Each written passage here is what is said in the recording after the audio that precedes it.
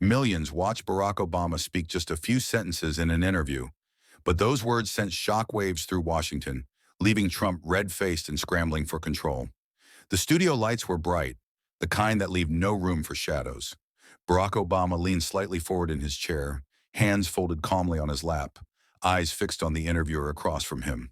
There was no fanfare, no theatrics, just a steady presence. Millions of Americans sat at home, tuning into what they thought would be a routine conversation with a former president. But what happened that night would set the nation on fire. The interviewer, a well-known anchor from a national network, had been circling around the topic all evening, the administration's handling of a sensitive issue that had dominated headlines for weeks. At first, Obama answered politely, almost carefully, giving space for nuance. But when pressed further, his tone shifted. He didn't raise his voice. He didn't need to. Instead, he cited a report from a government watchdog agency, quoting directly from a section most Americans had never heard before. He pointed out numbers, timelines, and discrepancies. For viewers at home, it was like someone had just lifted the curtain on a stage they'd been staring at for months. The anchor blinked, caught off guard. "So you're saying the administration misled the public?" Obama paused for just a moment, letting the silence do the work. Then he answered, "The facts are clear. The record speaks louder than spin." It wasn't a slip of the tongue. It wasn't rehearsed. It was direct, simple, and undeniable. Across living rooms in Dallas, Phoenix, and Columbus, families exchanged looks. Some muttered under their breath. Others grabbed their phones.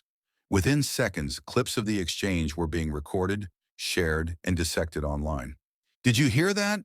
A man in Sacramento asked his wife as he replayed the clip on his phone.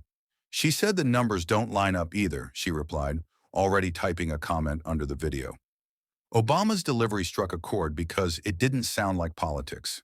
It sounded like truth. And in a climate where people felt buried under statements and counterstatements, that truth cut like glass. Back in the studio, the anchor tried to pivot. "But surely, Mr. President, the current administration would argue they've done everything by the book." Obama tilted his head slightly. "If that's the case, then they should welcome transparency. That's what leadership looks like." The line landed like a hammer. Even the cameraman shifted slightly, sensing the moment was bigger than just another interview. On social media, the reaction exploded. Clips with captions like, "Obama calls out the lies" began trending. Commentators, late-night hosts, and even apolitical accounts picked it up. In less than an hour, it became the most talked-about segment of the night. Meanwhile, inside the White House residence, Donald Trump was watching. Aides later described the scene as tense, with the president pacing in front of the television, muttering at the screen. His hand hovered over his phone. Then, with a familiar scowl, he began typing furiously. "Fake news. Obama is spreading lies on national TV. Total disgrace." The tweet was posted within minutes, and by the time reporters gathered in the press room the next morning, Trump's anger had become the story. Instead of burying Obama's remarks, his reaction poured gasoline on them. In coffee shops across Ohio and diners in Kansas, people debated. Some dismissed Obama as partisan. Others said he was the only one telling the truth. But what united them was this: everyone was talking about it. And that's where the story begins. Not with a whisper, but with a spark lit in front of millions. Obama's calm words had ignited a firestorm, and Trump's fury was about to make it burn hotter. But the real explosion didn't happen in the studio. It happened online, where Obama's words spread faster than anyone could control. The issue at the center of this storm wasn't just any policy debate. It was the handling of a government relief program meant to provide aid during a national crisis.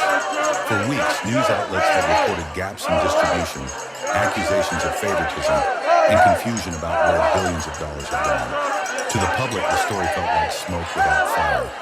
Rumors, headlines, and denials tangled together. But on live television, Barack Obama lit the match that revealed the flames. When the anchor pressed him, Obama leaned into specifics. "If you look at the Department of Labor's own numbers," he said, "you'll see that less than half of the promised aid reached families by the deadline. That's not partisan. That's their own data." The words landed with weight. Numbers don't yell. They don't spin. They simply exist. And when Obama laid them out, it created a moment that couldn't be dismissed as opinion.